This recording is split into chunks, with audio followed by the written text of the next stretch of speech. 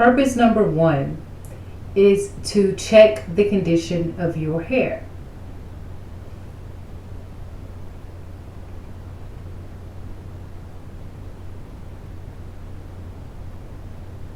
The second purpose is to re-moisture your hair with or without products. The reason you would not need to use products is because you did check the condition of your hair and you came to the conclusion that you do not need any more products.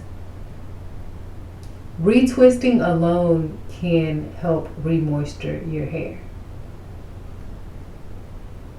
The third purpose for doing jumbo 2-strand twist is that it will allow you to create bigger sections in your hair, and this will make your next process much easier, much more manageable. The fourth purpose of the jumbo 2-strand twist is that more likely this will help speed up the process for your next step. It will also help with the detangling process. The fifth purpose of jumbo 2-strand twist, and the funnest, is that you are trying something new and something different.